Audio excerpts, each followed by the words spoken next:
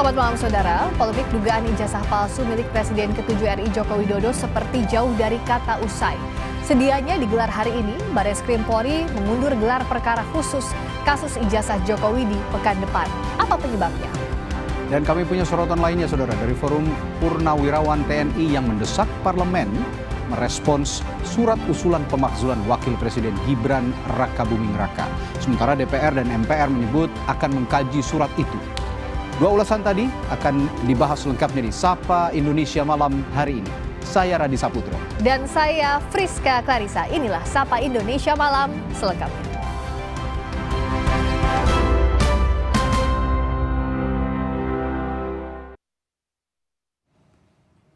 Tak terima tempat tinggalnya digusur, puluhan warga Bekasi, Jawa Barat menggelar aksi protes di depan kantor Wali Kota Bekasi. Sebelumnya, Pemkot Bekasi menertibkan bangunan yang berada di bantaran Sungai Bekasi. Dalam aksinya, massa menolak digusur lantaran sudah puluhan tahun tinggal di sana. Massa berharap Pemkot Bekasi bisa beri solusi kepada para warga terkait tempat tinggal selanjutnya.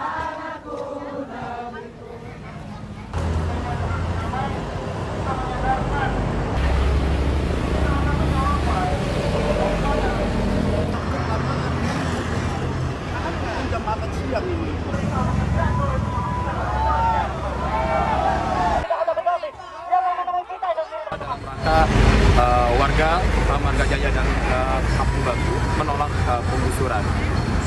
Tercatat ada sekitar 72 kakak di bantaran kali yang hari ini kita juga mendorong. Aksi hari ini adalah kita mendorong untuk Wali Kota Bekasi untuk berdialog bersama warga untuk menyelesaikan dan mencari solusi yang tepat. Karena berulang kali kami sudah meminta untuk beraudiensi atau bertemu dengan Wali Kota, sampai kita aksi hari ini belum ada itikat baik untuk menemui warga. Sorotan berikutnya, Polres Metro Jakarta Barat menangkap 7 pelaku pencurian rumah kosong di Kedoya dan Durikepa, Jakarta Barat. Ketujuhnya adalah residivis spesialis membobol rumah yang ditinggal penghuninya. Ini adalah detik-detik ketika petugas Polres Metro Jakarta Barat menangkap salah seorang pelaku pencurian rumah kosong. Total 7 tersangka ditangkap di tempat yang berbeda. Pencurian dilakukan pada 6 Juni 2025 lalu di 2 lokasi, yaitu rumah di kawasan Kedoya Selatan dan Durikepa, Jakarta Barat. Pelaku mengendus rumah sedang kosong dari tumpukan paket belanja online di teras. Mereka menjarah sejumlah perhiasan, jam tangan, dan uang tunai dalam mata uang asing. Polisi mengimbau masyarakat tidak berbelanja online jika hendak berpergian dalam waktu lama.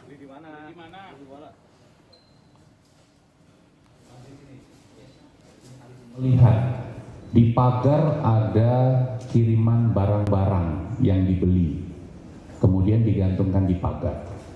Ini sebagai penanda pertama, kemudian pelaku beberapa hari kemudian kembali ke lokasi, mengamati kembali, dan didapati barang-barang yang digantung di pagar bertambah. Nah, inilah yang sudah bisa dipastikan oleh para tersangka. Rumah itu adalah rumah kosong. Kemudian mereka melakukan aksi-aksinya. Yang juga jadi perhatian, Bareskrim Polri menunda pelaksanaan gelar perkara khusus dugaan ijazah palsu Presiden ke-7 RI Joko Widodo atas permintaan tim pembela ulama dan aktivis. Semestinya gelar perkara khusus dilakukan hari ini.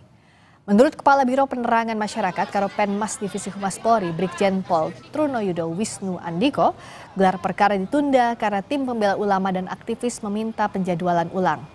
TPUA meminta gelar perkara khusus karena menilai ada kejanggalan dalam penyelidikan di Direktorat Tindak Pidana Umum Bareskrim Polri yang menyimpulkan ijazah Jokowi adalah asli.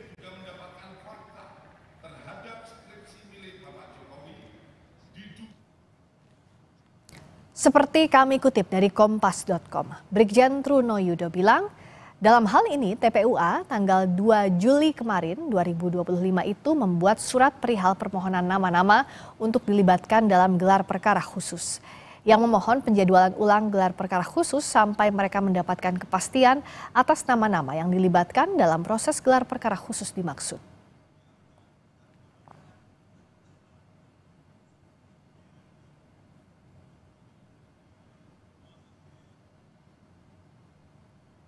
Gelar perkara khusus dugaan ijazah palsu Jokowi dijadwalkan ulang 9 Juli.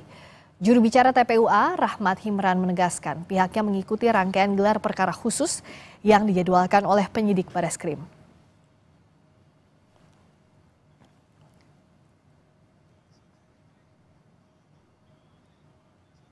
Perkara khusus yang tadinya akan dilaksanakan pada hari ini, tanggal 3 Juli 2025, itu ditunda dan akan dilaksanakan pada tanggal 9 Juli 2025 bertempat di ruangan Karowasidik Reskrim Polri.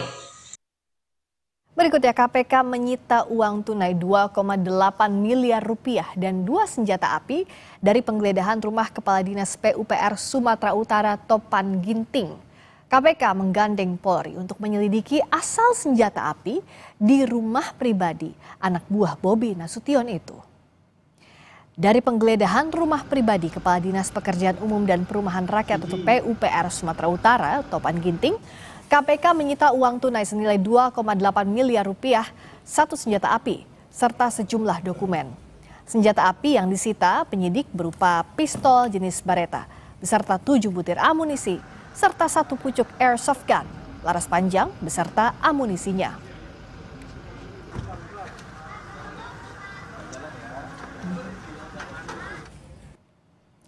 Soal ditemukannya 1 senjata api beserta amunisinya di rumah pribadi Topan Ginting di Perumahan Royal Sumatera, KPK akan melakukan penyelidikan lebih lanjut. KPK juga akan berkoordinasi dengan Polri untuk mendalami asal-usul senjata api yang disita penyidik KPK berupa pistol jenis Beretta beserta 7 butir amunisi serta 1 pucuk airsoft gun laras panjang. Pertama, pistol Beretta ya, dengan amunisi 7 butir, dan jenis kedua senapan angin dengan jumlah amunisi airgun pellets sejumlah 2 pak. Mengenai asal dari senjata api tersebut nanti akan didalami oleh penyidik dan dikoordinasikan dengan pihak terkait, dalam hal ini pihak kepolisian. Yang juga jadi perhatian, DPR mendorong pemerintah untuk terus melakukan diplomasi terhadap pemerintah Myanmar. Hal ini diungkap Wakil Ketua DPR Sufmi Dasko Ahmad merespons seorang WNI yang ditahan junta militer Myanmar. Dasko menegaskan melindungi warga negara baik di dalam negeri dan luar negeri merupakan tugas pemerintah. Meski ada opsi operasi militer selain perang, Dasko mendorong pemerintah untuk terus melakukan diplomasi. Sebelumnya, anggota Komisi 1 DPR mengungkap seorang selebgram asal Indonesia kini tengah ditahan junta militer Myanmar karena dituduh ikut membiayai pemberontak Myanmar. Khusus untuk Myanmar, kita mendorong pemerintah untuk terus melakukan diplomasi. Untuk warga negara Indonesia dan segenap tumpah darah Indonesia, itu ada di Undang-Undang TNI. Apabila diplomasi gagal, kami akan mendorong pemerintah untuk mengeluarkan opsi operasi militer selain perang. Demikian, terima kasih. Di luar perang. Operasi militer di luar perang, itu dijamin dalam Undang-Undang TNI yang baru. Sementara itu, Ketua DPR RI Puan Maharani menyatakan DPR terus berkoordinasi dengan pemerintah untuk mengupayakan pembebasan WNI yang ditahan militer Myanmar. Puan pun mendorong pemerintah untuk memastikan keselamatan WNI di luar negeri. Kasus di Myanmar, pemerintah dengan DPR berkoordinasi dan kami juga mendorong pemerintah untuk bersama-sama bisa melakukan tindakan-tindakan, hal-hal yang perlu dilakukan untuk bisa menyelamatkan, karena memang seluruh warga negara Indonesia yang berada di luar negeri, kalau kemudian keselamatannya itu terancam ataupun perlu mendapat perlindungan, sudah menjadi kewajiban dari pemerintah Indonesia untuk bisa menyelamatkan dengan langkah-langkah apapun yang bisa dilaksanakan untuk menyelamatkan seluruh warga negara Indonesia yang berada di luar negeri. Merespons adanya kabar seorang selebgram asal Indonesia yang kini ditahan junta militer Myanmar, Menteri Luar Negeri Sugiono menyatakan akan terus melakukan upaya pemulangan WNI yang tersandung kasus hukum di negara lain. Menlu bilang kini terus melakukan koordinasi dengan berbagai pihak terkait keberadaan WNI di luar negeri termasuk di negara yang terjadi konflik. Soal keamanan WNI yang berada di luar negeri, Menlu mengimbau agar mereka bisa melaporkan diri melalui platform Peduli WNI.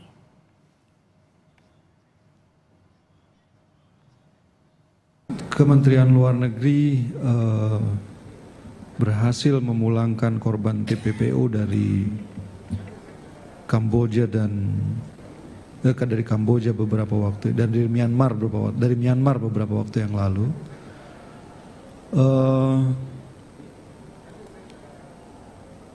Tindak lanjut yang dilakukan adalah melakukan semacam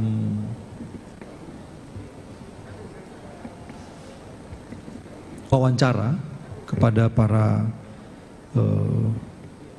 WNI yang kami pulangkan, dan saya kira ini template-nya sama ya antara yang kemarin di Myanmar kemudian di Kamboja. WNI pada saat ingin keluar negeri atau ke daerah-daerah yang tidak aman itu ada di aplikasi Safe Travel.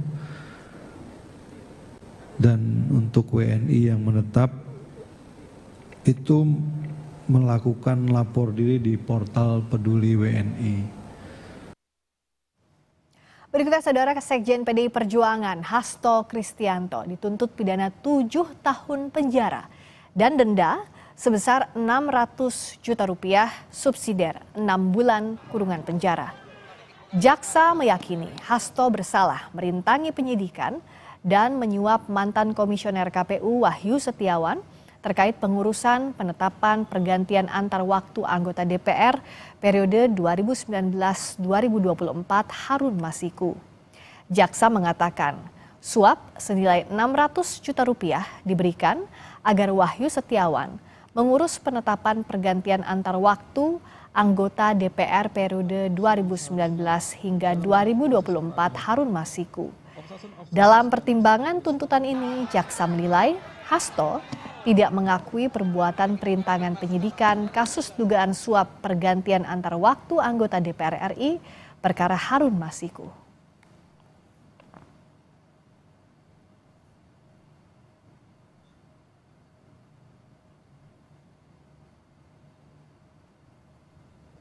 Menjatuhkan pidana terhadap terdakwa Hasto Kristianto dengan pidana penjara selama 7 tahun dan pidana denda sebesar 600 juta rupiah subsidiar pidana kurungan pengganti selama 6 bulan. 4. Menetapkan masa penahanan yang telah dijalani oleh terdakwa dikurangkan seluruhnya dari pidana yang dijatuhkan. Usai sidang, Sekjen PDI Perjuangan Hasto Kristianto menyampaikan tetap akan memperjuangkan supremasi hukum. Sejak awal, Hasto mengaku sudah memprediksi risiko yang akan diterimanya.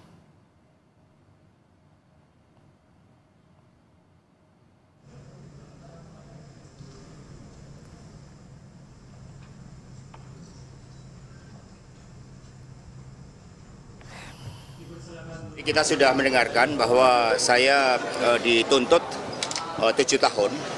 Dan apa yang terjadi ini sudah saya perkirakan sejak awal. Bahkan supremasi hukum, agar hukum tidak digunakan sebagai alat kekuasaan, sejak awal saya sudah memperhitungkan risiko-risiko terhadap kriminalisasi hukum oleh kekuasaan. Kita beralih ke informasi pencarian korban tenggelam KMP Tunu Pratama Jaya terus berlangsung. Salah satunya melalui pantauan udara. Polda Jawa Timur mengerahkan 1 helikopter mencari korban yang belum ditemukan.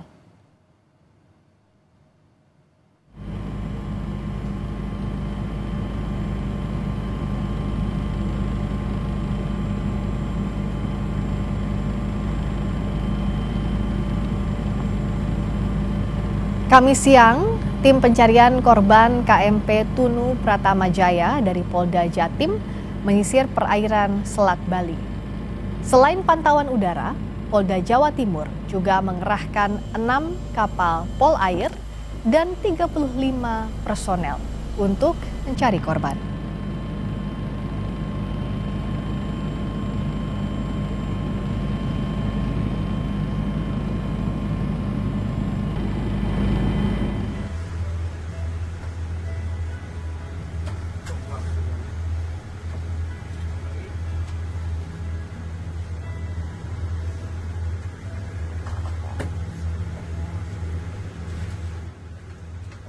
Petugas gabungan terdiri dari Basarnas, TNI Angkatan Laut, BPBD hingga Satpol Air terus mencari korban menggunakan 15 kapal SAR dan kapal feri. Pusat pencarian berada di jalur penyeberangan Ketapang Gilimanuk dan meluas ke selatan, mengikuti arus perairan Selat Bali.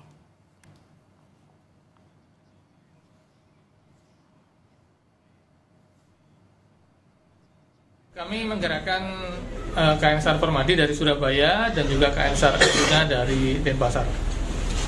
Pencarian ada 15 kapal yang memang terfokuskan untuk melakukan pencarian. Di samping karena adanya Selat Bali ini kan cukup padat ya untuk dari Ketapang, Gilimanuk. Mereka pun kami arahkan untuk jika mungkin melihat kemudian melaporkan, termasuk juga kepada nelayan. Kapal tenggelam. Astagfirullahaladzim, ya Allah. Info.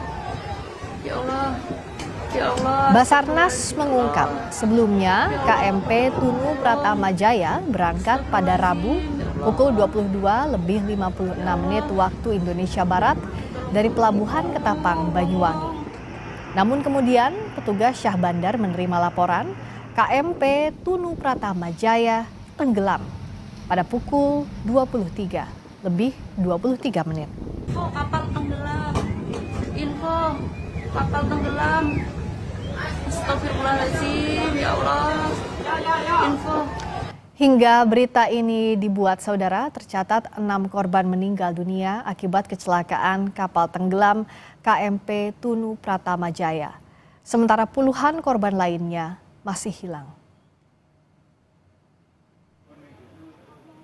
Keluarga penumpang menangis setelah mengetahui anggota keluarga mereka jadi korban jiwa.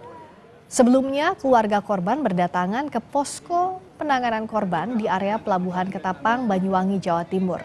Sejumlah korban ditemukan setelah tim SAR gabungan mencari penumpang TMP Tunu Pratama Jaya di perairan Selat Bali.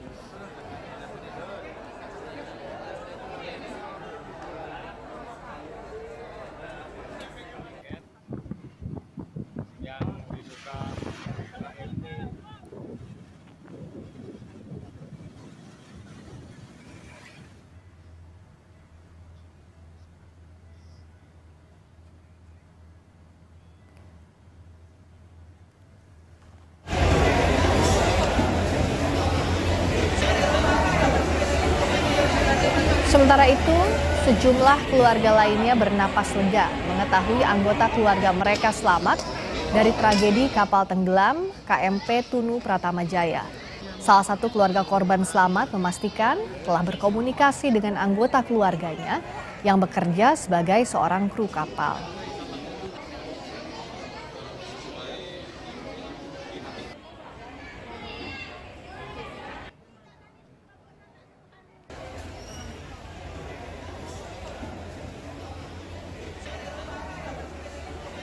Update hasil operasi SAR sementara yang telah dilaksanakan oleh tim SAR gabungan, telah ditemukan korban selamat sebanyak 31 orang.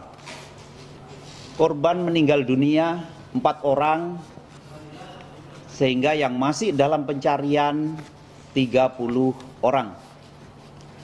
Saat ini identitas para korban masih dalam proses pendataan dan verifikasi oleh tim di lapangan yang bekerja sama dengan pihak DFI, Polri, Syah Bandar, dan instansi terkait. Ketua DPR RI Puan Maharani menyampaikan turut berduka bagi korban meninggal KMP Tunu Pratama Jaya. Puan meminta kecelakaan kapal ini jadi perhatian seluruh pemangku kepentingan terkait untuk memperbaiki tata kelola sistem transportasi. Tentu saja mengucapkan turut berduka cita atas tragedi atau musibah yang terjadi atas korban yang terjadi di kapal Tunu di Selat Bali yang saat ini masih dalam proses pencarian, dan kami berharap kepada seluruh stakeholder terkait transportasi untuk bisa tetap memperbaiki tata kelola transportasi yang ada sehingga keselamatan dari seluruh awak dan penumpang yang ada jangan sampai terjadi lagi musibah seperti ini. Walaupun memang situasi atau cuaca banyak menjadi salah satu hal, namun ya mitigasi dan antisipasi terkait dengan hal itu perlu terus dilakukan.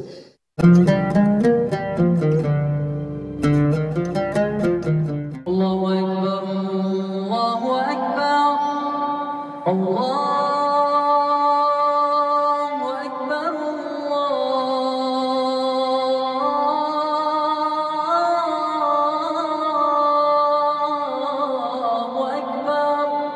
أشهد أن لا إله إلا الله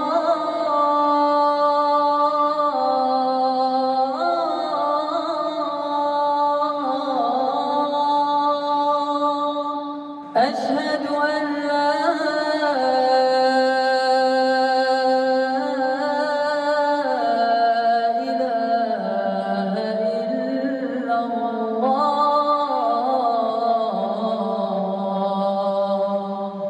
أشهد أن محمدًا رسول الله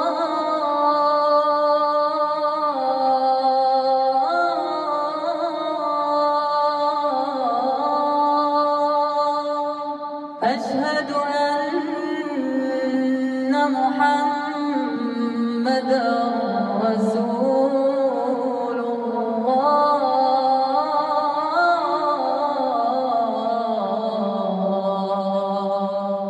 حي على الصلاة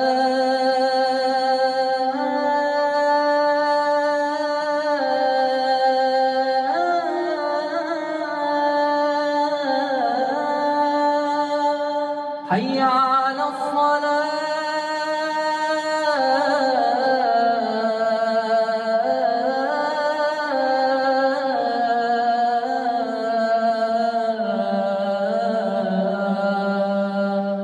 حي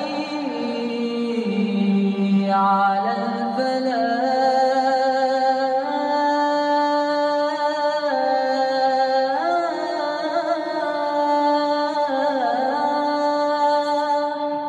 حي على الفلاح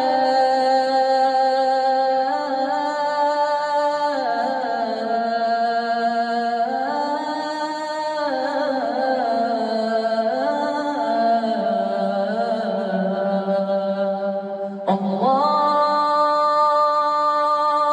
أكبر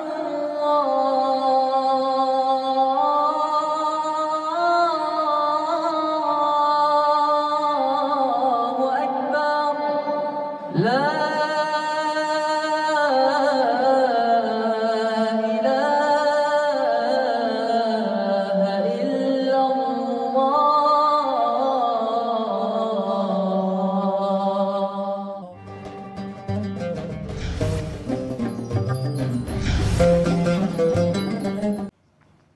Selamat menunaikan ibadah sholat maghrib bagi Anda yang menjalankan, khususnya di wilayah Jakarta dan sekitarnya. Kami kembali dengan informasi pencarian korban tenggelam KMP Tunu Pratama Jaya yang terus berlangsung, salah satunya melalui pantauan udara. Polda Jawa Timur mengerahkan 1 helikopter mencari korban yang belum ditemukan.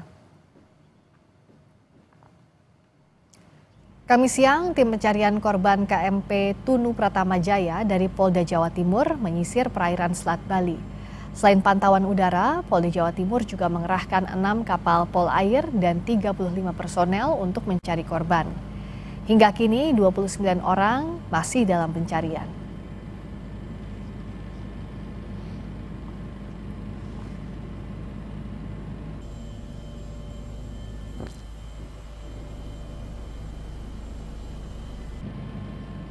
Kita akan pantau situasi terkini pencarian korban yang masih hilang dalam peristiwa tenggelamnya KMP Tunu Pratama Jaya ini bersama jurnalis Kompas TV Hernawan Mustika di Pelabuhan Ketapang Banyuwangi, Jawa Timur dan juga IGD Ardika di Gilimanuk, Bali. Kita ke Hernawan terlebih dahulu. Hernawan, bagaimana perkembangan jumlah korban di sana dan juga proses pencarian terhadap penumpang yang hilang? Ya, selamat petang Rizka dan juga saudara, kami laporkan dari Pelabuhan Ketapang Banyuwangi. Saat ini proses pencarian terpantau masih dilakukan oleh tim SAR gabungan. Dari data informasi yang kami terima, untuk korban meninggal tercatat 6 orang dan sekitar 28 orang masih dalam pencarian. Tapi kabar tersebut masih simpang siur karena ada yang menyatakan ada 30 orang selamat. Jadi saat ini terpantau aktivitas pendataan terus dilakukan di posko di Pelabuhan Ketapang Banyuwangi. Bisa saya laporkan juga pada petang tadi ada rombongan dari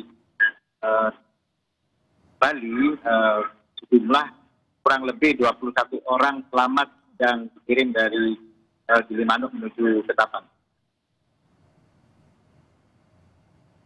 Halo, Hernawan, masih bisa mendengar suara saya? Ya. Nah, lalu apa saja yang jadi kendala dalam pencarian sejauh ini? Sejauh ini dapat kami informasikan dari tim SAR gabungan, selain Selat Bali dikenal dengan angin yang kencang dan ombak, cuaca memang 4 kali berubah. Jadi gelombang masih tampak tinggi meskipun aktivitas jumlah penyeberangan terus dilakukan oleh tim ASDP Ketapang Banyuwangi. Ya, jadi salah satu kendalanya adalah cuaca yang kerap berubah sehingga tantangan bagi tim SAR gabungan untuk mencari korban yang masih hilang. Terima kasih Hernawan. Berikutnya saya ke IGD Ardika di Gilimanuk, Bali. Kalau di sana seperti apa perkembangan pencariannya, termasuk juga para korban yang selamat maupun yang masih dicari? Ya baik, saudara, sepertinya jelang malam ini proses pencarian korban dari KMP Tunu Pratama Jaya untuk sementara dihentikan oleh tim SAR gabungan. Ingat kondisi di Selat Bali ini sudah mulai gelap seperti itu sehingga mengganggu proses pencarian. Untuk jarak pandang memang sangat terbatas. Namun data terupdate saudara yang kami dapatkan ini ternyata tadi di posko di Pelabuhan Gilimanuk itu terdapat penyesuaian data seperti itu, karena dari informasi yang saya dapatkan tadi di posko ada 1 nama korban itu yang tercatat lebih dari 1 kali seperti itu, sehingga tadi dihitung ulang jumlah korban yang selamat yang ada di posko di Pelabuhan Gilimanuk terdapat 28 orang, di mana tadi 21 orang berasal dari Banyuwangi sudah diseberangkan seperti itu oleh PT ASDP dengan menggunakan KMP Dharma Rucitra. Lalu 7 orang lainnya itu adalah warga lokal di Gilimanuk sendiri dan ada juga warga yang bertempat tinggal di Bali seperti Tabanan dan juga Gianyar. Itu setelah diidentifikasi dan juga diminta keterangan, informasi yang kami dapat juga itu sudah kembali seperti itu ke rumah mereka masing-masing. Nah, untuk korban jiwa sendiri, saudara, hingga malam hari ini yang dapat kami laporkan ada 6 korban meninggal dunia, dan informasi yang kami dapat 6 korban meninggal dunia ini sudah akan dikeberangkan seperti itu dengan menggunakan 5 ambulan milik Rumah Sakit Umum Negara. Kalau dapat saya informasikan kepada Anda, saudara, nama-nama korban yang meninggal dunia yang pertama ada Elok Rumantidi, itu berasal dari lingkungan Sri Tanjung Banyuwangi. Kemudian ada Anang Suryono, 59 tahun, alamat di Jalan Serma Abdul Rahman di Probolinggo, Jawa Timur. Kemudian ada Eko Sastrio, laki-laki 50 tahun, itu beralamat di lingkungan Toko Widi, Desa Klatak, Kalipuro, Kabupaten Banyuwangi. Kemudian yang nomor 4 ada Cahyadi, perempuan, Cahyani maksud kami, mohon maaf, perempuan 45 tahun, dari Dusun Kerajaan Kulon, Banyuwangi, Jawa Timur. Dan yang terakhir ada Fitri April Lestari, perempuan 33 tahun, dari Dusun Timbar 1, Desa Tampo, Kecamatan Celuring, Kabupaten Banyuwangi. Dan yang terakhir, saudara, yang korban yang berhasil dapat seperti itu, ini informasinya adalah anak-anak seperti itu umur 4 tahun, dan anak ini adalah anak dari salah satu korban meninggal dunia seperti itu. Dan informasi sekali lagi yang kami dapatkan, 6 korban ini saat ini sudah akan diseberangkan seperti itu ke Banyuwangi, ke rumah duka masing-masing. Dan informasi juga yang kami dapatkan ada 1 korban, dan hingga saat ini masih dirawat seperti itu di Rumah Sakit Umum Negara.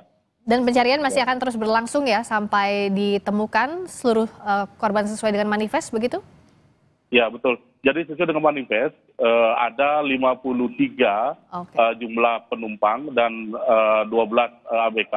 Jadi jika kita totalkan jumlah yang sudah ditemukan ada 35, sehingga ada 30 penumpang dan ABK lagi yang hingga hari ini masih dalam proses pencarian atau belum ditemukan.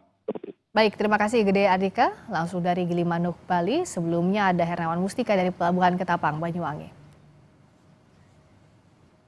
Saudara, berdasarkan data Basarnas hingga saat ini juga masih dilakukan pencarian, dan berikutnya kami akan kembali dengan informasi lainnya. Sedianya digelar hari ini, Barreskrim Polri mengundur gelar perkara khusus kasus ijazah Jokowi di pekan depan. Ulasan selengkapnya usai jeda berikut ini.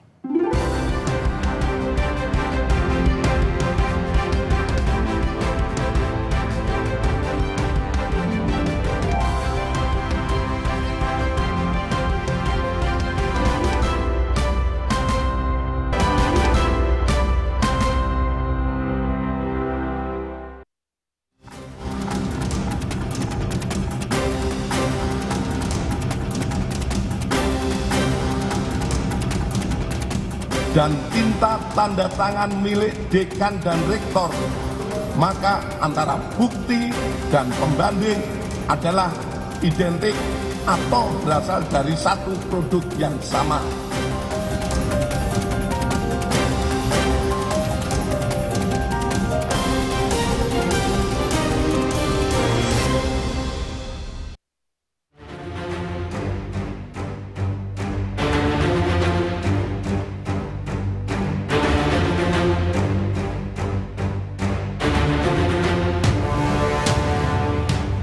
Polemik dugaan ijazah palsu milik Presiden ke-7 RI Joko Widodo seperti jauh dari kata usai.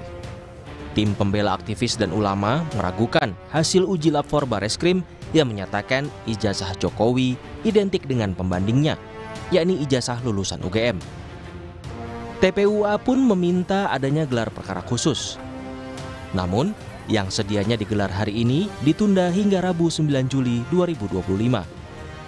Gelar perkara khusus yang tadinya akan dilaksanakan pada hari ini, tanggal 3 Juli 2025, itu ditunda dan akan dilaksanakan pada tanggal 9 Juli 2025 bertempat di ruangan Karawasidik Reskrim Polri. Menurut Kepala Biro Penerangan Masyarakat Karopenmas Divisi Humas Polri, Brigjen Trunoyodo Wisno Andiko, gelar perkara khusus ditunda karena tim pembela ulama dan aktivis meminta penjadwalan ulang. TPUA meminta ada pihak tertentu yang dilibatkan dalam gelar perkara khusus. Seperti kami kutip dari Kompas.com, Brigjen Truno Yudo bilang, dalam hal ini TPUA tanggal 2 Juli kemarin 2025 membuat surat perihal permohonan nama-nama untuk dilibatkan dalam gelar perkara khusus yang memohon penjadwalan ulang gelar perkara khusus sampai mereka mendapatkan kepastian atas nama-nama yang dilibatkan dalam proses gelar perkara khusus dimaksud. TPUA bersikeras meminta agar sejumlah ahli independen dari pihaknya turut dihadirkan dalam gelar perkara khusus untuk menjaga transparansi penyelidikan. Namun menjadi catatan kami bahwa undangan itu hanya ditujukan kepada pribadi Saudara Egy Sujana. Pada permohonannya sudah jelas kami mengajukan permohonan, di situ ada Bang Rizal Fadila, ada Bang Azamkan, juga ada ahli-ahli yang kami harapkan ikut meneliti dokumen yang selama ini diperiksa oleh Bareskrim, yakni Dr. Roy Suryo dan Dr. Rismon Hasiholan. Termasuk kami-kami, karena itu dampaknya bisa kepada klien kami, tim hukum dari tim advokasi ini juga berkepentingan untuk bisa hadir untuk menjamin proses dan prosedur dalam gelar perkara khusus itu bersifat transparan, kredibel, dan akuntabel. Persoalan dugaan ijazah palsu Jokowi kini menyeret Roy Suryo CS ke ranah hukum karena mereka dianggap mencemarkan nama baik Presiden ke-7 RI Joko Widodo. Saudara RS terjadwal akan diambil keterangan dalam rangka klarifikasi di tahap penyelidikan itu hari ini. Saat ini penyelidik masih menunggu apakah hadir atau tidak. Kalau yang kemarin ada 4 saksi yang diundang. Kemarin itu saudara ES, kemudian K, kemudian DH, sama RF, itu kemarin. Itu tidak ada yang hadir. Gelar perkara khusus diinisiasi tim pembela ulama dan aktivis usai Bareskrim Polri mengumumkan hasil uji lapor ijazah Jokowi. Kala itu Bareskrim mengumumkan jika ijazah S1 Jokowi identik dan sekaligus menutup perkara ijazah karena tak ditemukan adanya unsur pidana. Tim Liputan Kompas TV.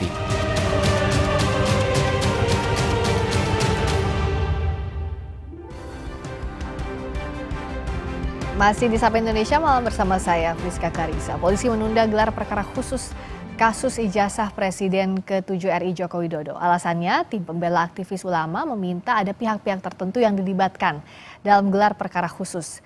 Siapa saja nama-nama yang akan dilibatkan dan gelar perkara khusus ini kita bahas bersama dengan Rismon Sianipar, pihak yang meragukan keaslian ijazah Jokowi, dan juga sudah bergabung kuasa hukum Presiden ke-7 RI Joko Widodo, Rifai Kusuma Negara selaku terlapor. Selamat malam. Malam Mbak, Rifai. malam pemirsa. Juga Bang Rismon.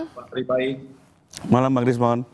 Selamat malam. Jadi kalau Bang Rismon ini akan ikut gelar perkara khusus atau gimana informasi dengan koordinasi kawan-kawan TPUA? Iya Mbak, masalah gelar perkara khusus ini diundur juga kami masih bingung ya, karena pemberitahuannya sangat mendadak. Kalau tidak salah lewat WA dari seorang penyidik yang menyidik Pak Rizal Fadila, ya. Jadi meminta diundur ya dari Bareskrim menjadi tanggal 9 Juli, hari Rabu kalau nggak salah, 9 Juli 2025. Alasannya juga kami belum tahu alasan tepatnya. Oleh karena itu tadi pagi Pak Rizal Fadila mendapatkan surat resmi tentang pengunduran itu, pengunduran gelar perkara khusus, namun tidak ada alasan eksplisit pada surat tersebut. Oleh karena itu tadi pagi saya datang bersama dengan wartawan, ya wartawan Sentana, Pak Mikael Sinaga dan Pak Janes Siahan, untuk mendapatkan informasi resmi dari Divisi Humas Polri.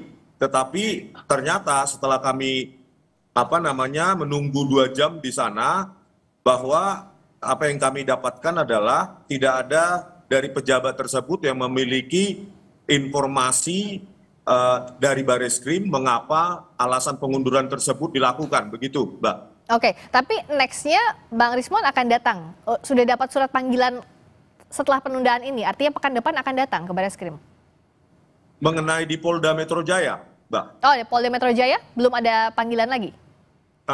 Polda Metro Jaya kemarin harusnya kami dimintai diundang klarifikasi, tetapi berdasarkan advice ya, nasihat dari tim hukum kami, untuk sementara kami tidak datang dulu. Tetapi kalau untuk gelar perkara khusus, karena itu sangat penting bagi kami untuk mengetahui berkas-berkas apa yang dilakukan forensik, ya, uji forensik, dan bagaimana parameter keluarannya, ya. Jadi kami sangat berkepentingan untuk menghadiri gelar perkara khusus di Mabes Polri ya, di Barreskrim tanggal 9 Juli 2025 nanti. Oke, gitu, jadi Mbak. 9 Juli pasti akan datang ya untuk gelar perkara khusus karena punya kepentingan yang ditegaskan itu, Bung Rismon. Nah, saya ke Bung Rifai. Dengan gelar perkara khusus ini pihak Anda melihat urgensinya sejauh mana untuk kembali menguji ijazah Pak Jokowi yang sudah ditetapkan juga oleh Puslapfor bahwa itu asli? Ya, atau identik ya bahasa? Pertama, kami dari tim penasihat hukum Pak Jokowi sejak awal melihat tidak ada urgensi yang melakukan gelar perkara khusus. Kenapa? Kenapa? Karena dari evidence yang sudah diperoleh dalam penyelidikan ini, baik pernyataan UGM ya, sebagai lembaga penerbit dan juga hasil Puslapfor itu tidak bisa dibantah. Belum ada bukti kuat yang bisa membantah itu. Dua direct evidence. Pertama pernyataan dari penerbit ijazah, karena ini memang putusan MK maupun sistem perundang-undangan Sisdiknas menyatakan pihak yang bisa mengeluarkan ijazah termasuk juga menyatakan kelulusan hanyalah Kepersatuan Pendidikan, dalam hal ini UGM. Ya. Lalu kedua, Puslapfor juga dengan seluruh ahlinya sudah melakukan uji analog dan hasilnya adalah identik. Dua direct evidence ini belum bisa dipatahkan. Ya. Sehingga menurut kami memang hasil di final dan tidak perlu lagi dilakukan gelar perkara khusus. Bahwa misalnya selama ini pelapor ya komplain ingin melihat langsung bukti-bukti yang diperoleh, monggo-monggo saja. Menurut saya penyidik juga harus transparan ya. Tapi saya pikir kan tidak perlu dengan gelar perkara khusus. Cukup dipanggil, ini alat bukti kami, perlihatkan. Ya, kami pun sering dalam posisi pelapor, biasanya cukup dipanggil oleh penyidik, diperlihatkan, selesai. Nah, sementara kalau gelar perkara khusus itu judulnya berbeda.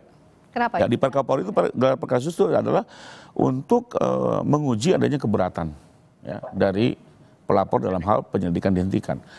Sementara kami melihat belum ada dasar untuk itu gitu ya.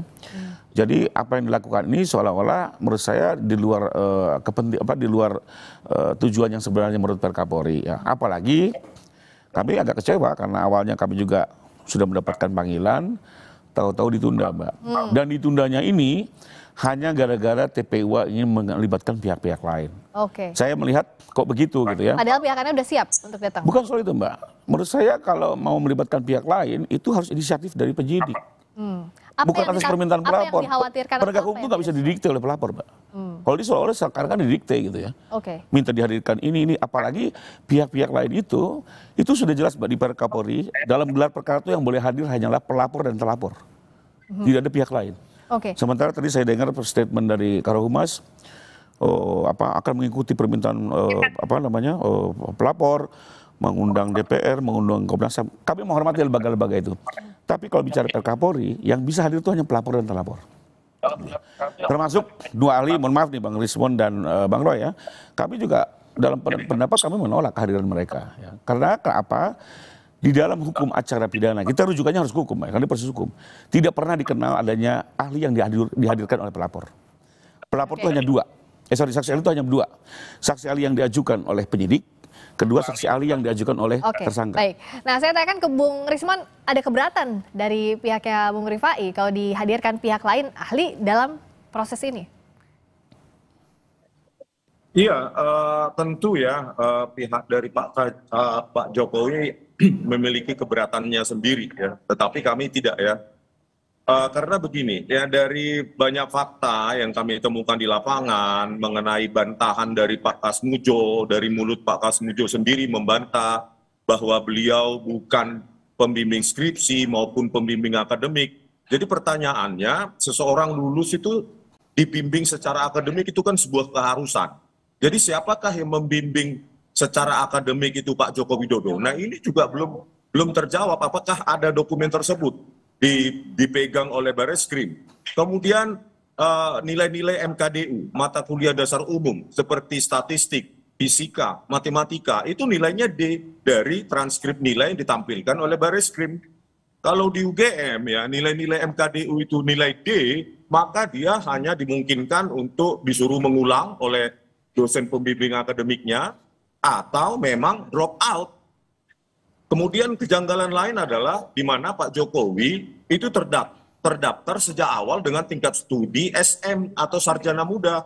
Bagaimana mungkin Pak Jokowi bisa mendapatkan gelar sarjana penuh dari Kehutanan UGM? Harusnya kan jenjang sarjana muda dulu, BSc ya, dapat sertifikat atau ijazah sarjana muda dengan gelar BSc baru melanjutkan ke sarjana penuh. Hal-hal seperti ini banyak sekali. Belum juga nanti tentang bagaimana keterangan Dirtipidum yang menjelaskan bahwa tidak ada proses forensik ketika menyimpulkan bahwa lembar pengesahan skripsi Pak Joko Widodo itu produk dari handpress atau letterpress hanya dengan diraba, dengan cekungan. Dan ketika saya datang ke Fakultas Kehutanan UGM, kejanggalan lain juga kami terima, kami dapatkan di mana skripsi tahun 1985 sampai awal 90-an sebelum versi Windows 31 itu rilis ya, itu tidak ada di perpustakaan Fakultas Kehutanan UGM. Gitu loh. Katanya diamankan oleh dekanat atau rektorat atau Bareskrim, kami tidak tahu. Jadi skripsi-skripsi itu sebagai bahan perbandingan yang seharusnya itu ada. Kalau disita kan paling 10 skripsi. Ini ada ratusan. Anggap saja 60 skripsi yang lulus tahun 85 sampai 90, itu 6 sampai 7 tahun. Itu ada 400 sampai 500 skripsi. Kemana itu? Supaya kita bisa bandingkan teknologi ya yang dipakai pada lembar-lembar pengesahan skripsi pada zaman itu, di era itu, yang kami analisa ya kalau tidak menggunakan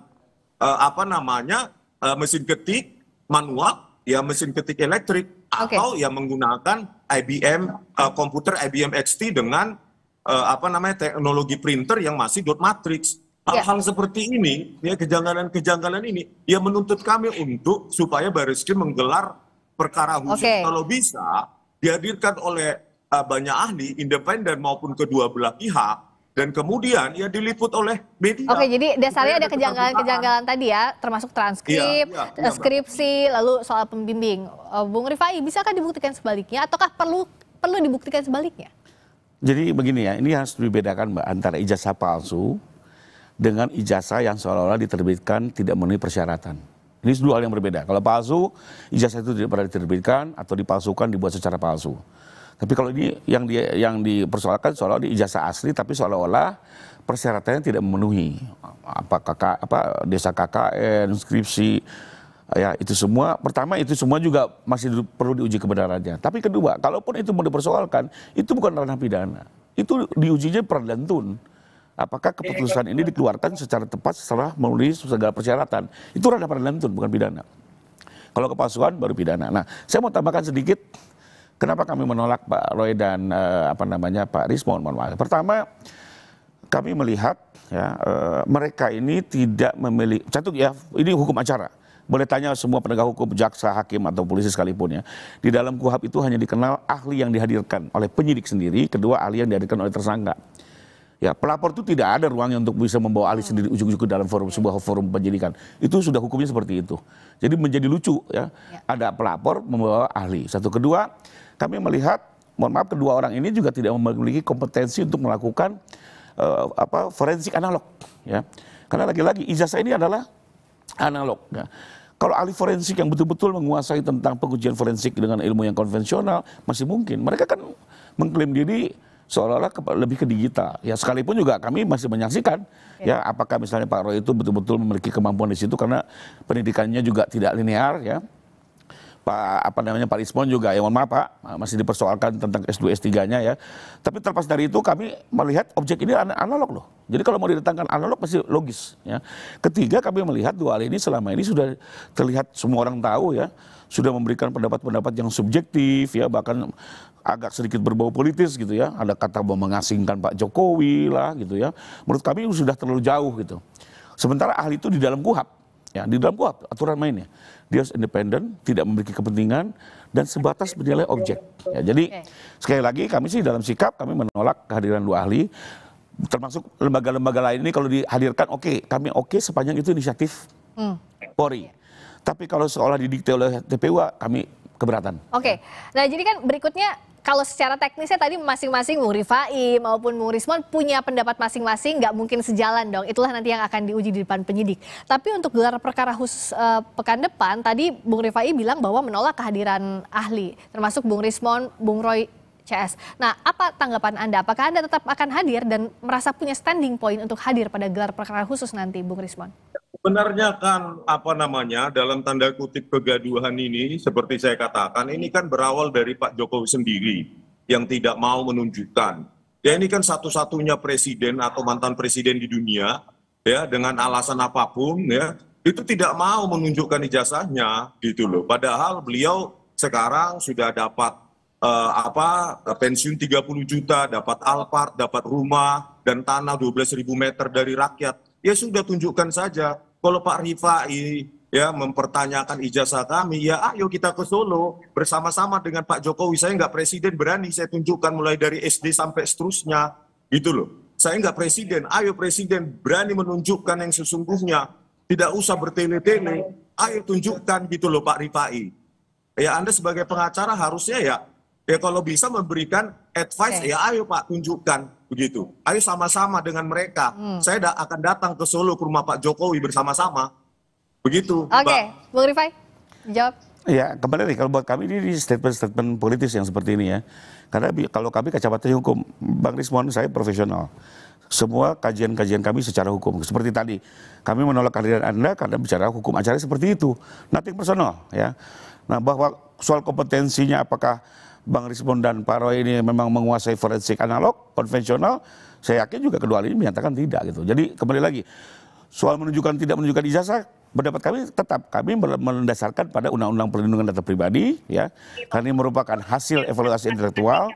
Kedua, kepada Undang-Undang Keterbukaan Informasi Publik, pasal 17 dan 19, sehingga kami dalam pendapat tidak perlu menunjukkan kepada orang-orang yang tidak memiliki urgensi, namun dalam proses hukum kami siap menunjukkan kepada siapapun, baik tentunya penegak hukum ya, polisi, jaksa ataupun hakim. Jadi ini bukan soal kita seperti anak kecil, ayo tunjukkan, nggak begitu ya. Ini saya duduknya adalah murni yuridis. Karena menurut kami kalau sudah gonjang-ganjing seperti ini, cara penyelesaian adalah dengan cara hukum, karena kita negara hukum. Oke. Biar jelas, ada kepastian Mbak. Oke, ada kepastian hukum, tapi episodenya nampaknya masih panjang, baik itu di Barreskrim Polri maupun di Polda Metro Jaya. Kita tunggu yang paling dekat gelar perkara khusus pada pekan depan 9 Juli mendatang. Siapa-siapa saja yang akan hadir dan akan seperti apa nanti jalannya penyajian pembuktian di sana. Terima kasih Bung Rismon Siani, terima kasih juga sama-sama, makasih Bang Rismon hadir.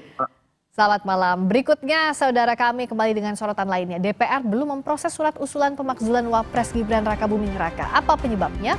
Ulasannya usai jeda berikut ini bersama rekan saya Radi Saputro di Sapa Indonesia Malam.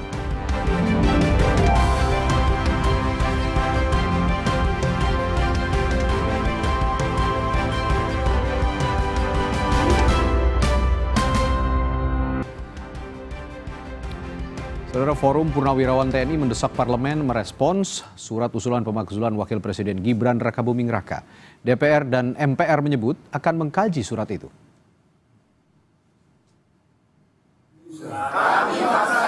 Forum Purnawirawan TNI kecewa sikap DPR yang belum merespon surat usulan untuk memakzulkan Wakil Presiden Gibran Rakabuming Raka. Surat tersebut dikirimkan ke DPR dan MPR pada 2 Juni lalu. Namun hingga 1 bulan tak ada tanggapan. Forum Purnawirawan TNI pun mengancam menduduki komplek MPR DPR jika tak ada respons sama sekali dari parlemen. Kalau sudah kita dekati dengan cara yang sopan, tapi ternyata diabaikan, nggak ada langkah lagi kecuali kita ambil secara paksa.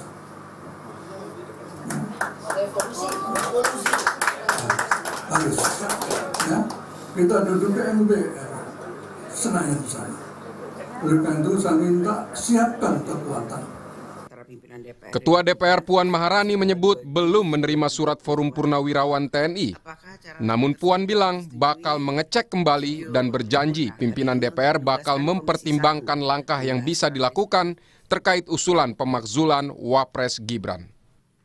Terkait dengan surat kita akan cek kembali apakah bisa langkah-langkah apa yang akan dilakukan, dan tentu saja kita akan proses nantinya dengan sebaik-baiknya. Belum ada. Wakil Ketua MPR Edi Suparno menyebut telah menerima surat Forum Purnawirawan terkait usulan pemakzulan Gibran. Namun pimpinan MPR masih menunggu kajian dari Sekretariat Jenderal MPR soal tindak lanjut surat tersebut. Ya, kami juga sudah menerima surat itu. Tentu kita sedang menunggu hasil kajian dari Sekretariat Jenderal MPR tentang tindak lanjut atau permasalahan yang memang menyangkut surat tersebut. Jadi kami sifatnya dalam hal ini menunggu hasil kajian untuk kemudian kita lihat bagaimana kajian yang dilakukan oleh Sekretariat Jenderal MPR. Wakil Ketua Umum Jokowi Mania Andi Azwan mempertanyakan urgensi dari tuntutan pemakzulan Wapres Gibran Rakabuming Raka. Menurutnya, usulan tersebut tak akan diproses DPR. Ya, di mana kesalahannya? Pertanyaan saya. Satu, apakah dia berkhianat pada negara? Apakah dia korupsi? Dan sebagainya. Kan nggak ada itu bukti-bukti yang mengatakan itu. Dan tidak ada putusan pengadilan yang mengatakan itu. Memang semuanya itu tergantung dari elit. Tapi kalau lihat konstelasi politik yang ada sekarang, insya Allah tidak akan. Oke, Bung Refli. Koalisi pendukung pemerintah Prabowo Gibran saat ini merupakan mayoritas di DPR. Hanya satu fraksi di DPR, yaitu PDIP, yang bukan bagian dari pendukung pemerintah. Tim Liputan Kompas TV. DPR belum memproses surat usulan pemakzulan Wakil Presiden Gibran.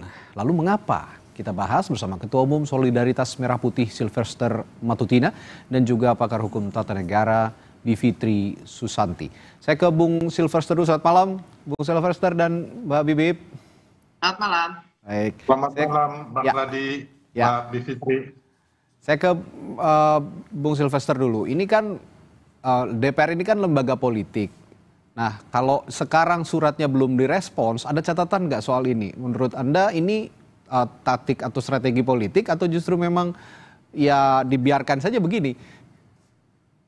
Ya, saya sebagai anak bangsa melihat bahwa DPR sudah melakukan hal yang terbaik, terus smart dan juga bijaksana ya, karena memang tidak ada urgensinya dan manfaatnya surat dari para purnawirawan ini buat bangsa kita. Bahkan menurut saya cenderung hanya menjadi ajang untuk adu domba antar anak bangsa. Jadi kalau saya melihat bahwa fakta-fakta hukum yang diajukan berlandaskan surat ini kan antara lain yang sebenarnya sudah selesai ya. Contoh mengenai putusan MK 90. Terus putusan MK mengenai etika itu kan sebenarnya udah selesai semua. Jadi dari awal ya kan waktu pendaftaran itu kan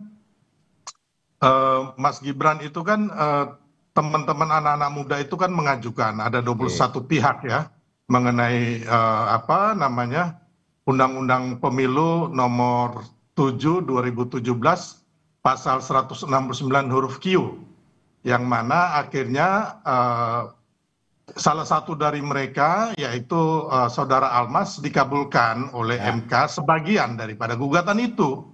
Dan itu kan sudah final and binding. Terus putusan MK juga mengenai etika itu kan akhirnya sudah dianulir dengan putusan petun dari Pak Anwar Usman. Nah, jadi menurut saya harusnya teman-teman ini ya kan kalau memang nggak mau kemarin itu berkompetisi di Pilpres, harusnya Pilpres kemarin tuh diboikot gitu loh. Ya kan nggak usah lah teman-teman 01 sama 03 ini ikut ya kan.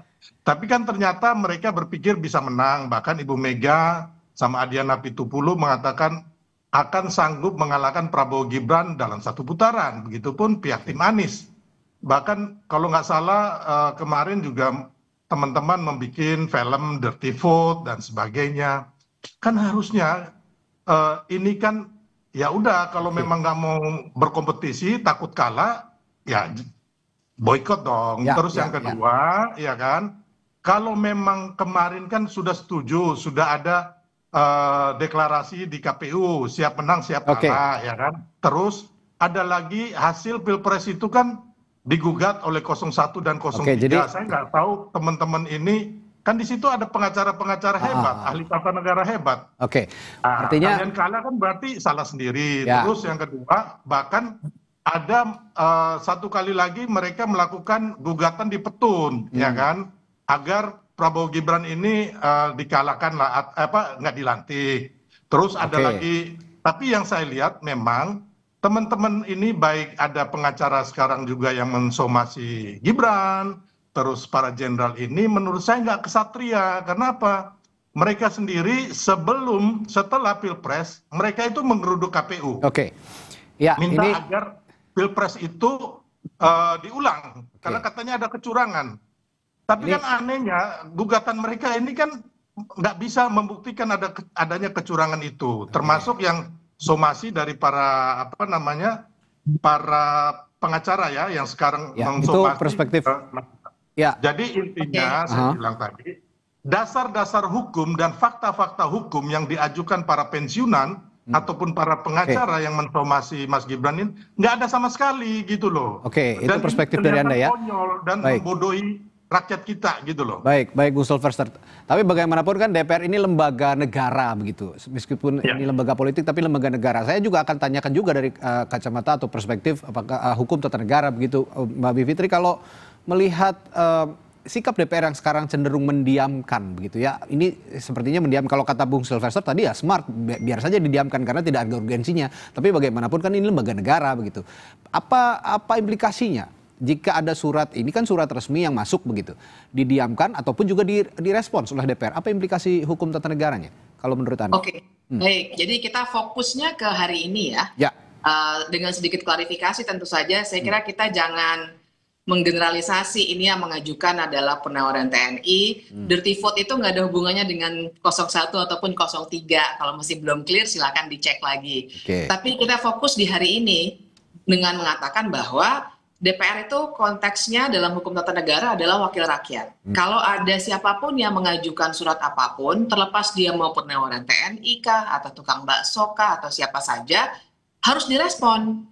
Kalau misalnya DPR merasa bahwa ini nggak cukup kualifikasinya nanti seperti apa, tapi tetap untuk mengambil putusan atau keputusan bahwa hal tersebut tidak layak untuk dilanjutkankah, atau misalnya ada masukan lain dan seterusnya, harus dibicarakan dulu. Yang dipermasalahkan adalah argumennya, sebenarnya itu bukan argumen, lebih kepada alasan dari ketua DPR bilangnya, saya belum terima tuh, kemudian menyalahkannya pada staf administrasi. Itu yang saya kira sebenarnya perlu kita soroti dalam konteks hukum tata negara. Harusnya itu kan hal kecil ya.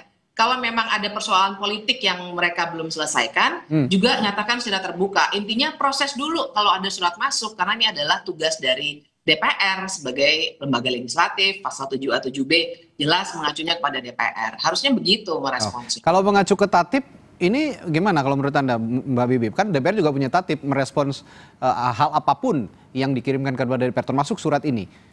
Ya, jadi dalam tata tertib DPR itu memang aturan mainnya tentu saja mengagendakannya dulu ke dalam rapat paripurna, dan biasanya untuk menentukan agenda apa yang akan dibahas dalam rapat paripurna itu ada rapat bamus atau semacamnya. Jadi badan musyawarah itu isinya memang pimpinan-pimpinan fraksi. Jadi kayak mini DPR-nya ya. Mereka yang menentukan. Nah, kalau kita cek apa agenda rapat paripurna yang sudah terjadi, karena mereka memang baru selesai reses kan, itu belum diagendakan sama sekali. Nah, dalihnya adalah suratnya belum ada. Padahal kita semua tahu, saya yakin bahkan Mas Radi, saya sendiri, dapat tembusannya kan, karena itu surat terbuka. Artinya argumen bahwa saya belum lihat tuh, belum tahu tuh, itu argumen yang juga semacam menghina akal sehat juga gitu. Kenapa sih tidak diselesaikan saja?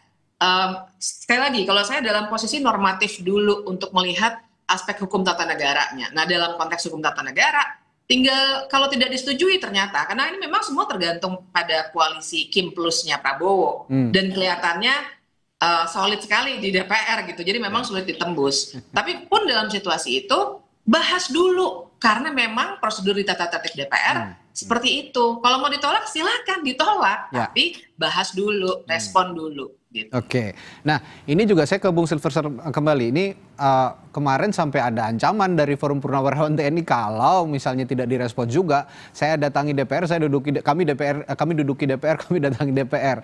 Anda ada reaksi soal pernyataan dari Forum Purnawirawan TNI ini, Bung Ya, Silverster? ini kan manusia-manusia konyol ya yang saya lihat, mereka hanya mau egoisnya sendiri gitu loh. Jadi dalam hal ini kalau belum direspon ataupun direspon, apapun mereka akan tetap mendudukin DPR MPR itu. Itu kan keinginan mereka. Karena yang saya bilang tadi, mereka pada dasarnya tidak rela ya Prabowo Gibran ini berkuasa. Dalam hal ini mereka memang orang-orang yang kemarin satu, pertama kalah ya, kembali lagi. Yang kedua, memang mereka setelah Pilpres, mereka itu mendemo KPU gitu loh. Ya, terus intinya bahwa apapun nanti yang dilakukan DPR, itu pasti akan disalahkan juga. Termasuk mereka menyalahkan Pak Prabowo, kan lucu. Gitu loh, apa hubungannya Pak Prabowo dengan pemaksulan? Kan Pak Prabowo itu kan lembaga eksekutif gitu loh. Ya, jadi menurut Anda residu-residu kemarin Pilpres gitu ya? Jadi intinya mereka menyalahkan Pak Prabowo kan, ada yang bilang juga kan teman-teman kan kemarin juga ngomong bahkan kalau Pak Prabowo mau ya tinggal aja dia perintahkan fraksi-fraksi di DPR itu untuk bergerak.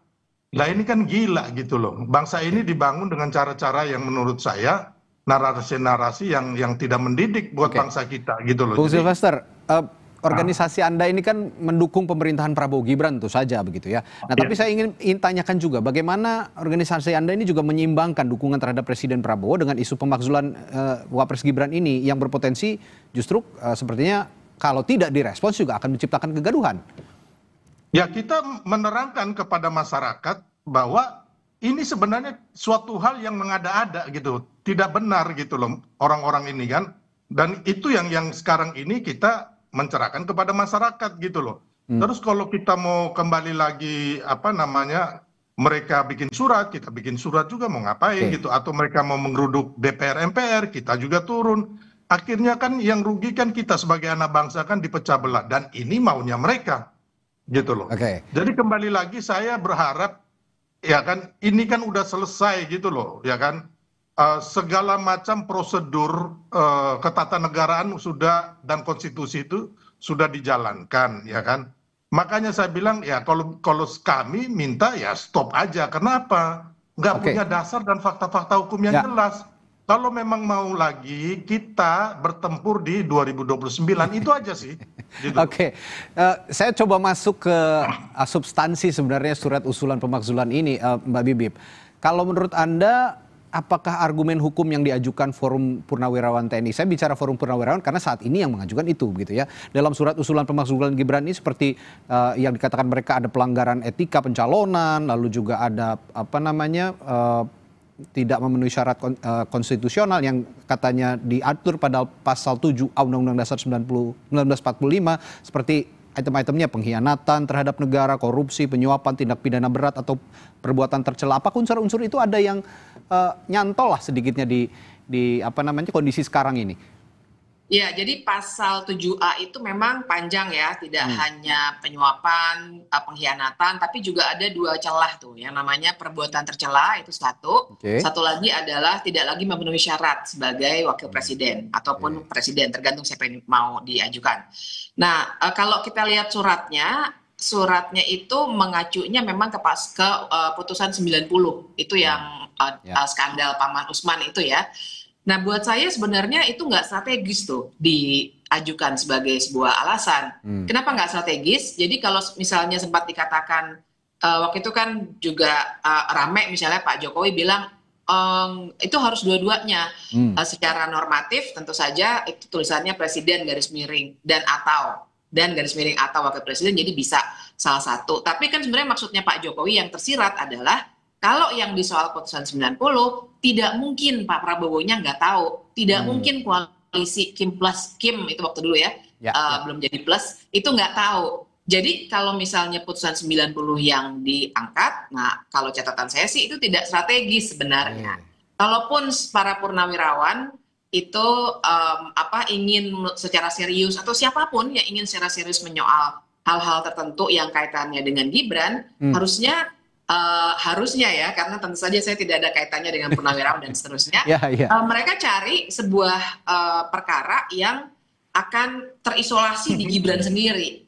Kalau putusan 90 mau tidak mau kita harus katakan seperti itu. Nggak mungkin itu koalisi nggak tahu sampai dengan keluar putusan 90 yang heboh itu. Dan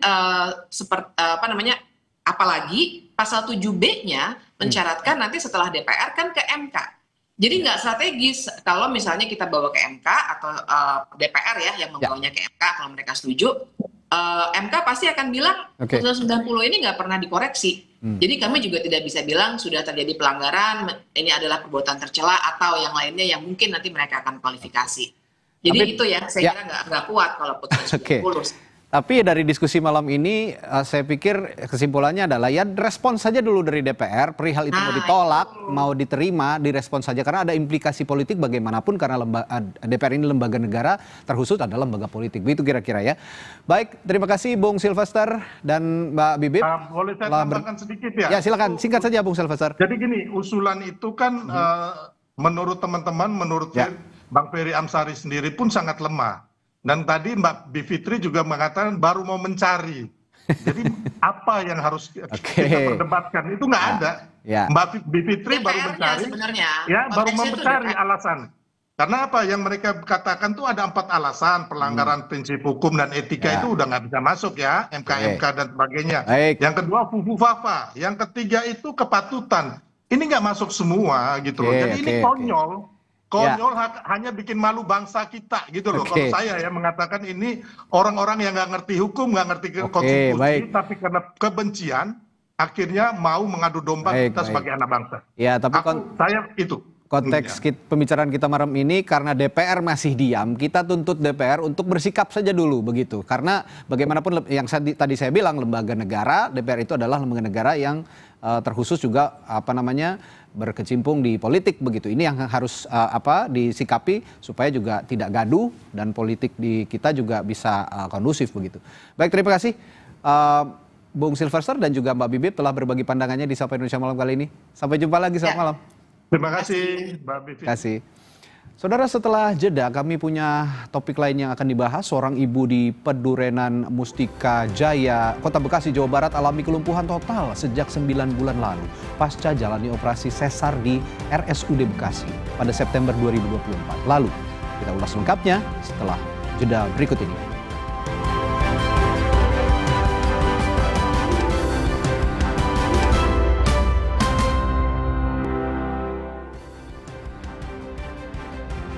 Saudara, seorang ibu di Pedurenan Mustika Jaya, Kota Bekasi, Jawa Barat alami kelumpuhan total sejak 9 bulan lalu.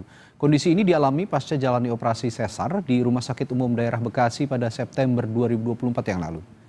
Dan seperti inilah kondisi Ratih Reynada, seorang ibu berusia 30 tahun yang mengalami kelumpuhan total sejak 9 bulan lalu. Menurutnya saat itu dirinya ternyata dioperasi dalam kondisi sadar lantaran bius tidak bekerja, namun tetap dilakukan pembedahan operasi hingga anaknya dilahirkan.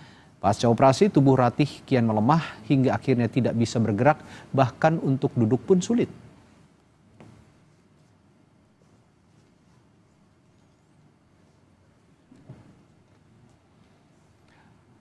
Merespons dugaan malapraktik RSUD Bekasi memastikan tim dokter yang menangani pasien itu sudah sesuai prosedur. Dari hasil pemeriksaan medis bahwa pasien menderita TBC tulang belakang dengan kondisi yang cukup parah. RSUD juga memastikan pihaknya terus memberikan sejumlah langkah untuk memperhatikan kesehatan pasien.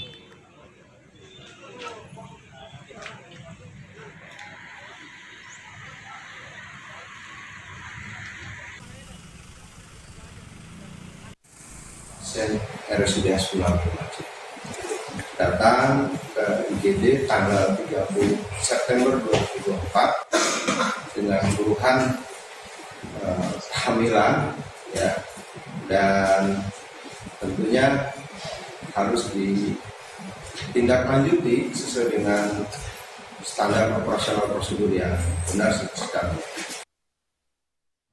Sementara itu, Wali Kota Bekasi Tri Adianto memastikan akan memenuhi hak Ratih Reynada, warga yang lumpuh usai jalani operasi sesar, diduga akibat malapraktik. Hal itu termasuk pemeriksaan medis dan pendampingan psikologis. Datang dan saya ingin memastikan kondisi beliau, karena kan kemarin sudah dilakukan pemeriksaan MRI ya kepalanya, yang saya ingin pastikan. Ya, tadi siang saya sudah perintahkan juga dokter untuk memeriksa secara fisik, karena MRI tidak bisa dilakukan dalam waktu yang dekat untuk berkali-kali. Ya, tapi yang pertama tentu tadi ya kita melakukan pendampingan secara psikologis ya sampai betul-betul ya ada satu ibu yang bisa menerima kembali putranya ya, karena sampai hari ini beliau masih belum bisa melihat ataupun memberikan pada putranya ya. Jadi kewajiban kita ya, untuk kemudian melengkapi apa yang menjadi hak-hak yang harus didapatkan oleh ibu. Dan malam hari ini kita bahas hal ini langsung bersama salah satu ibu ataupun ibu yang saat ini menderita lumpuh setelah operasi sesar melahirkan, Ibu Ratih Reynada, dan juga Ketua Komite Medik RSUD Hasbullah Abdul Majid Kota Bekasi, Dr. Riza Nasution yang akan nanti bergabung. Saya ke Ibu Ratih dulu kalau begitu. Ibu Ratih, selamat malam. Malam. Saya ikut prihatin dengan kondisi yang Ibu alami ya Bu Ratih. Ibu Ratih, apa yang Ibu rasakan sekarang, Bu? Masih nyeri semua, seluruh nyeri badan. Semua, badannya sakit semua begitu ya? Sampai nggak bisa duduk katanya ya? Duduk aja susah ya? Nggak bisa. Nggak bisa, oke. Kalau waktu Ibu dioperasi, ini kan tahun 2024 ya Bu ya? Ini bisa Iya, September.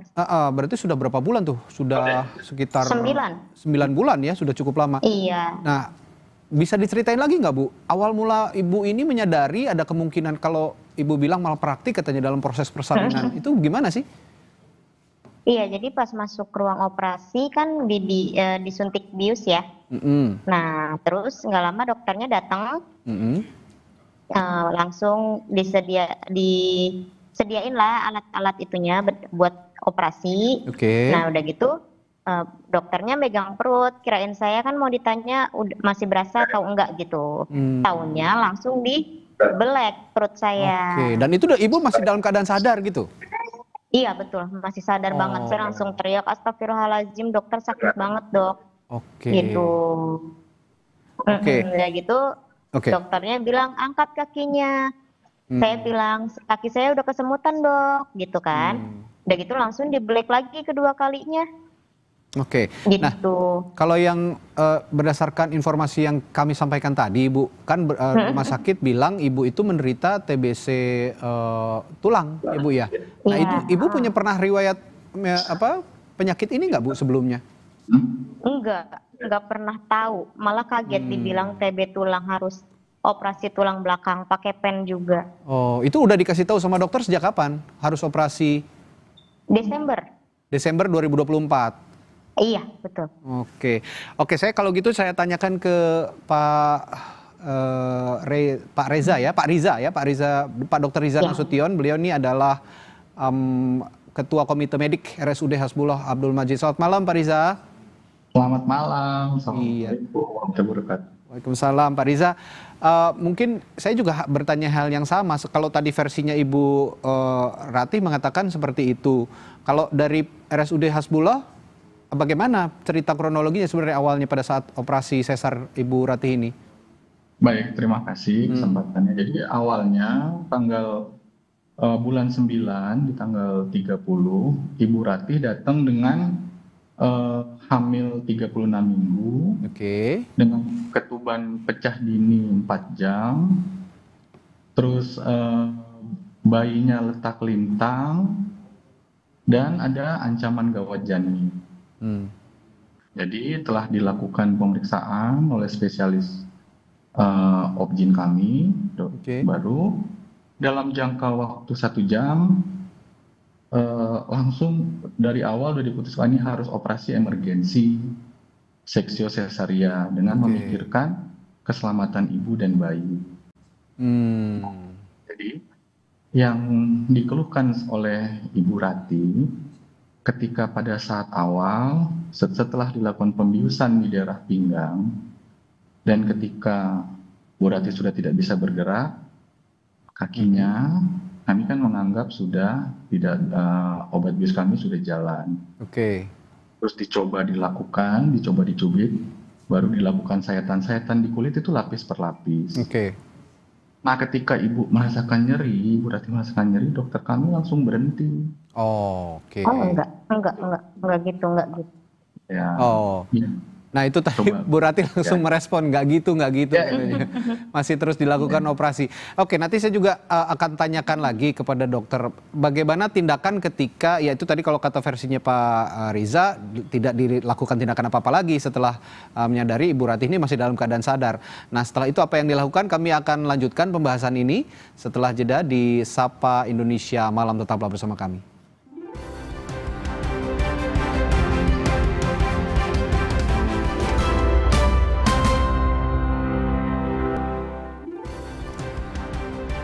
Kembali di Sapa Indonesia Malam, kami masih membahas saat ini seorang ibu muda asal Bekasi yang mengalami lumpuh setelah melakukan operasi sesar di Rumah Sakit Umum Daerah Bekasi. Tadi saya bertanya ke Pak Riza. Pak Riza, kalau versinya Bu Ratih kan tadi sudah masih sadar dan terus dilakukan tindakan. Kalau Pak Riza kan tadi mengatakan di stop gitu, tidak ada tindakan. Sebenarnya apa yang pada saat itu di stop lalu tidak ada tindakan, apa tindakan yang dilakukan? Kendati Pak Bu Ratih tadi mengatakan masih ada tindakan begitu. Apa yang dilakukan saat itu, Pak Riza? Nah, jadi ketika kejadian itu, ketika pasien merasakan nyeri, dan kemarin kami juga sudah beserta dokter yang mengerjakan operasi datang ke rumah. Kebetulan datang bersama Pak Wali, datang konfirmasi.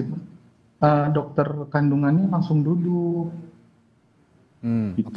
Jadi langsung duduk. Sampai gitu. Nah, Pak Dokter, investigasi ID kan mengatakan memang tidak ada malpraktik katanya. Tapi bagaimana rumah sakit memastikan prosedur ini sudah dijalankan sesuai standar begitu? Jadi begini, perlu dipahami bahwa pasien ini masuk dengan hamil, dia kan udah gawat janin, kami dari RSUD, karena dia gawat janin, kami berusaha menyelamatkan ibu dan bayi. Lalu telah dilakukan operasi sesar, ibu dan bayinya selamat, lalu dilakukan perawatan, terus pulang dalam kondisi lukanya baik. Lalu sempat kontrol juga ke dokter kandungannya.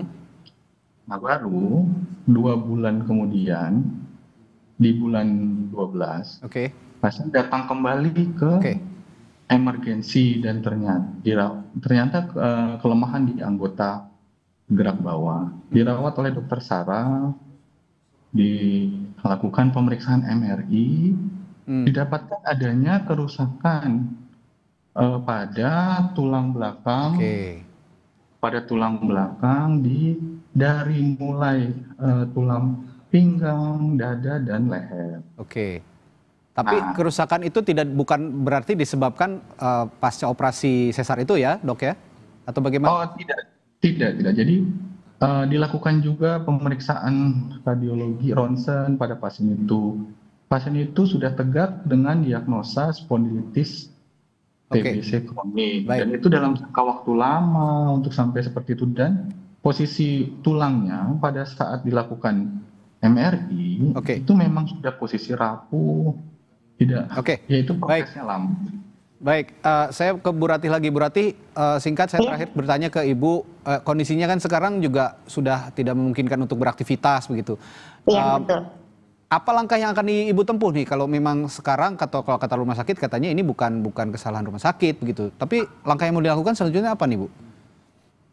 Ya, kita minta pertanggungjawabannya. Tetap minta pertanggungjawaban ya. Aku sadar dan masih pas operasi itu masih sadar. Dokter yang bedah itu ngomong sendiri. Baik. Ini kalau nggak dilihat kadaluarsanya seperti itu. Nah ini Pak Riza terakhir juga, Ibu Ratih tetap meminta pertanggungjawaban rumah sakit. Nah biar ada win-win solution bagaimana nih kira-kira Pak Riza? Jadi begini, untuk Ibu Ratih, yang pertama omongan yang dibilang kadaluarsa itu kami punya prosedur untuk obat-obatan itu sesuai dengan aturan Kemenkes dan computerized. Jadi itu tidak benar, tidak ada obat kadaluarsa, malah di kami jarak kurang 3 bulan sudah dikembalikan. Untuk pertanggungjawabannya, kami secara medis Rumah Sakit Umum Dr. Hasbul Habibie tetap menerima dan merawat ibu tersebut dari sisi medisnya. Ya. Baik, kalau begitu semoga ada solusi juga ya, ada win-win solution, karena Ibu Rati merasa masih ada yang harus diselesaikan dan pihak rumah sakit juga merasa ini tidak bukan tanggung jawab rumah sakit. Nah, ini semoga ada jalan tengahnya, nanti didiskusikan kembali antara Bu Rati dan pihak rumah sakit. Baik, terima kasih Bu Rati dan Pak Riza telah berbagi pandangannya di Sapa Indonesia Malam. Sampai jumpa lagi, selamat malam. Selamat malam. Saudara, 2 bintang timnas Indonesia Ole Romeni dan Marcelino Ferdinand tiba di Jakarta sore tadi. Mereka dan timnya Oxford United diundang menjadi salah satu peserta Piala Presiden 2025. Sesaat lagi informasinya untuk Anda di Sapa Indonesia.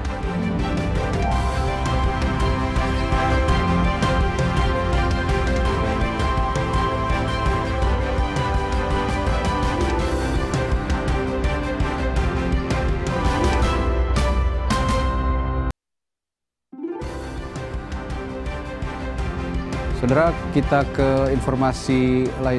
2 bintang timnas Indonesia, Ole Romeni dan Marcelino Ferdinand, tiba di Jakarta sore tadi dan mereka dan timnya Oxford United diundang menjadi salah satu peserta Piala Presiden 2025. Pelatih Oxford United Gary Rowett cukup banyak membawa pemain senior dalam lawatan ke Indonesia, termasuk 2 bintang timnas Indonesia Marcelino Ferdinand dan Ole Romeni. Dari 6 tim peserta Piala Presiden 2025, 2 diantaranya merupakan klub dari luar Indonesia, yakni Oxford United dari Inggris dan Port FC dari Thailand. Sementara 1 tim lainnya berisi pemain pilihan yang tergabung dalam Indonesia All Stars.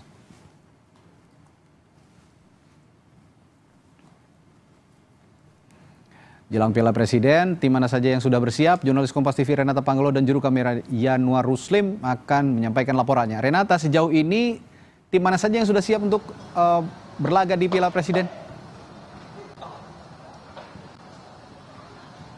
Ya, kalau di belakang saya ini Radi dan juga saudara, nampaknya tim dari Liga Indonesia All Star sudah mulai bersiap untuk melakukan latihan perdananya jelang Piala Presiden 2025.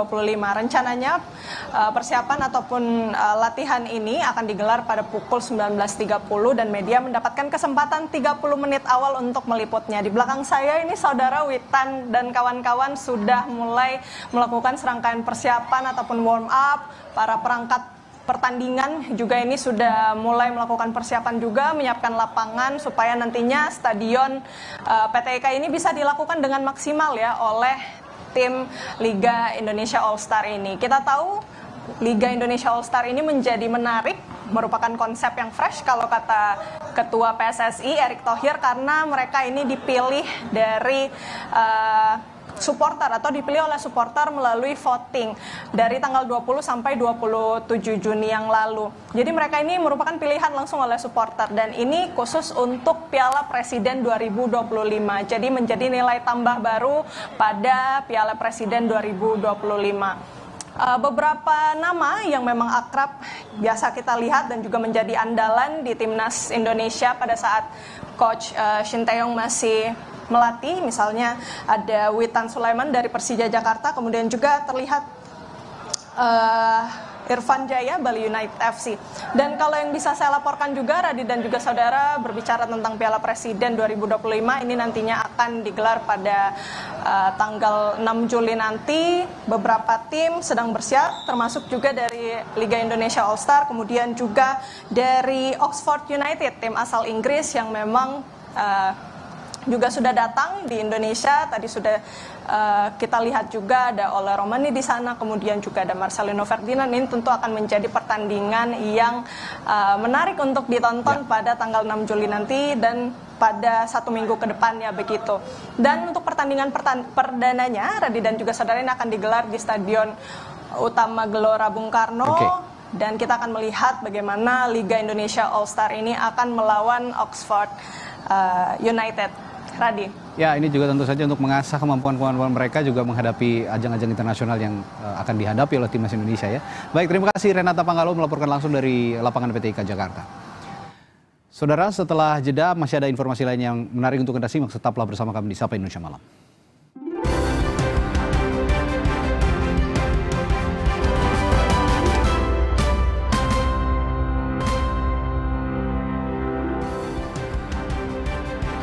Saudara, pencarian korban tenggelam KMP Tunu Pratama Jaya terus berlangsung, salah satunya melalui pantauan udara, dan Polda Jawa Timur mengerahkan 1 helikopter mencari korban yang belum ditemukan. Kamis siang, tim pencarian korban KMP Tunu Pratama Jaya dari Polda Jawa Timur menyisir perairan Selat Bali. Selain pantauan udara, Polda Jawa Timur juga mengerahkan 6 kapal polo air dan 35 personil untuk mencari korban. Sementara itu, petugas gabungan terdiri dari Basarnas, TNI Angkatan Laut, BPBD hingga Satpol Air terus mencari korban menggunakan 15 kapal SAR dan kapal feri. Pusat pencarian berada di jalur penyeberangan Ketapang Gilimanuk dan meluas ke selatan mengikuti arus perairan Selat Bali. Kami menggerakkan KN SAR Permadi dari Surabaya dan juga KN SAR Arjuna dari Denpasar. Pencarian ada 15 kapal yang memang terfokuskan untuk melakukan pencarian. Di samping karena adanya Selat Bali ini kan cukup padat ya untuk dari Ketapang, Gilimanuk. Mereka pun kami arahkan untuk jika mungkin melihat kemudian melaporkan, termasuk juga kepada nelayan. Ketua DPR RI Puan Maharani menyampaikan turut berduka bagi korban meninggal KMP Tunu Pratama Jaya. Puan meminta kecelakaan kapal ini jadi perhatian seluruh pemangku kepentingan terkait untuk memperbaiki tata kelola sistem transportasi. Tentu saja mengucapkan turut berduka cita atas tragedi atau musibah yang terjadi atas korban yang terjadi di kapal Tunu di Selat Bali yang saat ini masih dalam proses pencarian, dan kami berharap kepada seluruh stakeholder terkait transportasi untuk bisa tetap memperbaiki tata kelola transportasi yang ada sehingga keselamatan dari seluruh awak dan penumpang yang ada jangan sampai terjadi lagi musibah seperti ini. Walaupun memang situasi atau cuaca banyak menjadi salah satu hal, namun ya mitigasi dan antisipasi terkait dengan hal itu perlu terus dilakukan. Direktur Rumah Sakit Indonesia di Gaza, Dr. Marwan Al-Sultan, tewas bersama keluarganya dalam serangan Israel. Kami punya informasi lengkapnya setelah jeda di Sapa Indonesia Malam.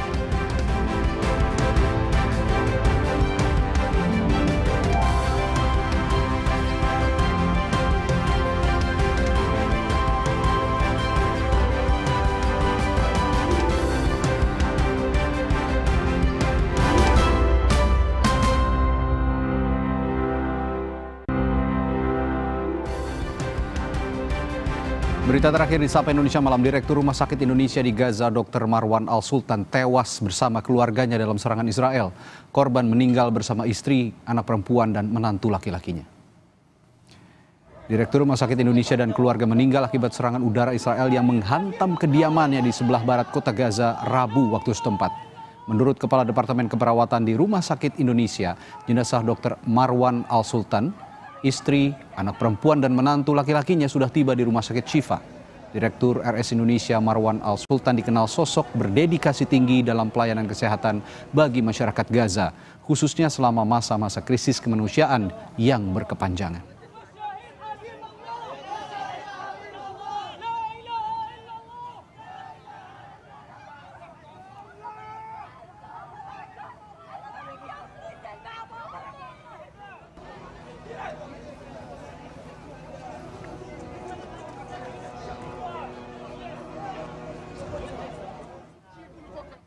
Dan informasi tadi sekaligus menjadi penutup jumpa kita malam hari ini. Dan di penghujung Sapa Indonesia Malam hari ini kami ingatkan Anda jangan lupa cukupi kebutuhan air mineral Anda setiap hari. Dan rasakan kesejukannya. Saya Friska Clarissa. Dan saya Radi Saputro, berterima kasih. Sampai jumpa.